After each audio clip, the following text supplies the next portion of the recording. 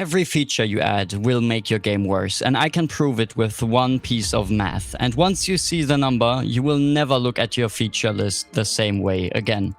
And the worst part is, adding features like this is the most productive thing you will feel all week.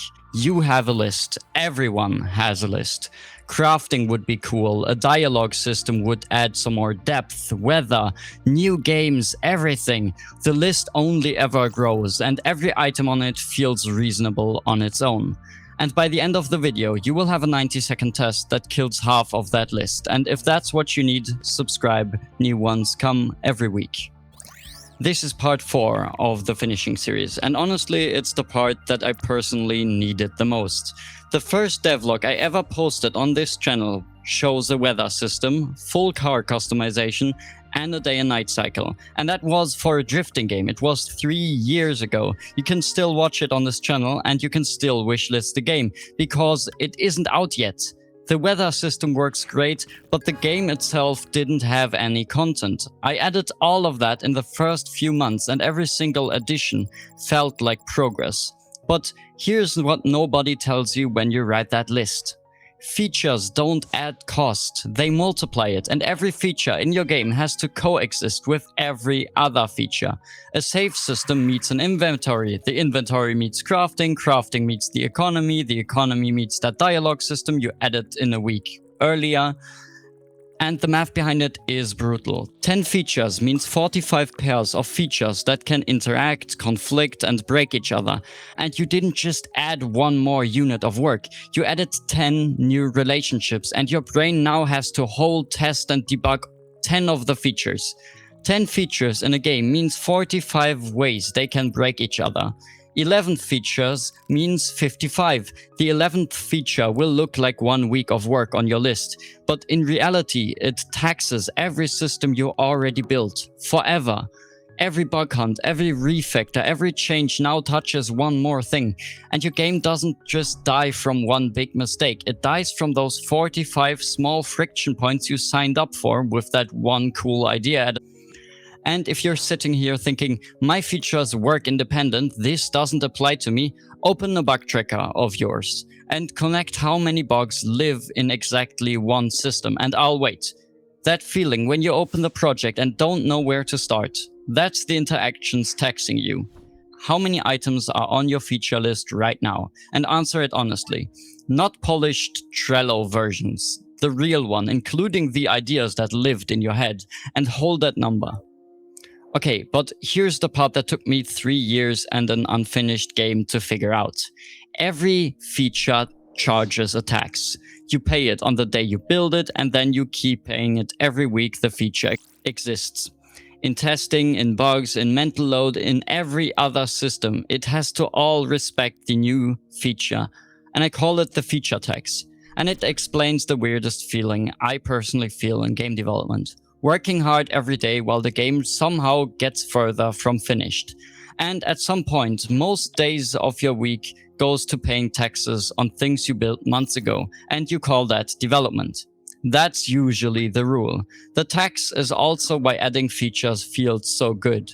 Building something new is one activity where the tax hasn't hit yet, and day 1 of a new feature is pure progress with 0 interactions and 0 bugs. It's like a honeymoon of game development. So when the rest of the project feels heavy, where do you run? Straight to the list, to something fresh. If you watched the burnout video last week, you already know this wiring. Open loops drain you, and every feature on that list is a loop that opened in your head the moment you wrote it down. The feature tax is the closure loop's evil twin. One drains your energy and the other one drains your project. So pause the video for 10 seconds and pick one feature you secretly know should die.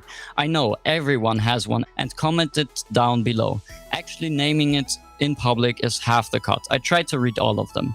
And here's a test for the rest of the list. 90 seconds and it's only 3 steps. Step 1 is you write your core loop in 1 sentence. What does the player do, get, and repeat? For my drifting game, that would be drive the mountain road, chain drifts, beat your line, beat your opponent. And if you can't write that sentence down, stop watching and go write it, because nothing else will matter until that one exists. Step 2. For every feature on the list, ask one question. If I delete this, does the sentence break? Whether the sentence survives. Customization, it survives.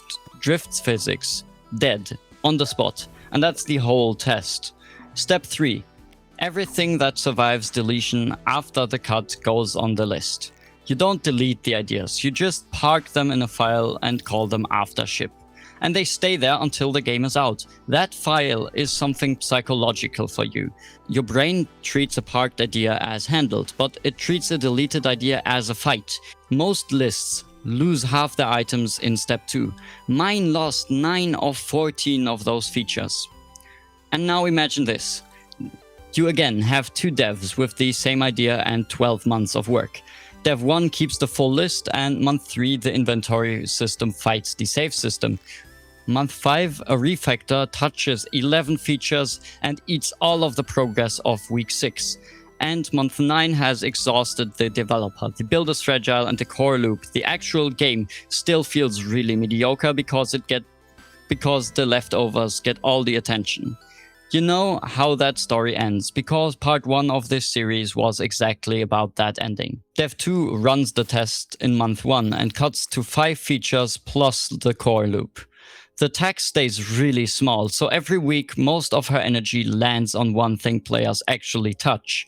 Month 6, the loop feels great, and here's the twist. Now she pulls one feature off the list again, on purpose, from a position of strength. And that version of adding features works, it's earned, and one added thing at a time after the loop is proven improves the project by so much. The cut itself is brutal for about an hour. If you want witnesses for it, my Discord has a channel where devs post everything they did the day or the week, link is in the description. Reading other people's cut lists can make yours easier, the same way it works with closed loops. So here's what I want you to take from this.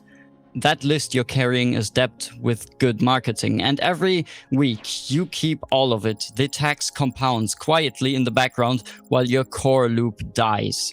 And you have permission to cut it. Most of those ideas were never load-bearing, and there's a few ones that matter, and they will still be brilliant in the after-ship file when the game is real. The devs who finish aren't the ones with the best feature lists. They are the ones who learned that a small game that exists beats a big game that almost does. So run the test this week. It's 1 sentence and 1 question per feature, and just 1 file. And if this series is doing something for you, subscribe, new videos come every week, and hit the bell because YouTube only shows new uploads to about 7% of you without it. And Thursday's video is the one you don't want to miss. It's about why your good taste is the thing that is sabotaging your game. And yes, you heard that right. Comment your cut down below, and with that, I hope I'll see you in the next one.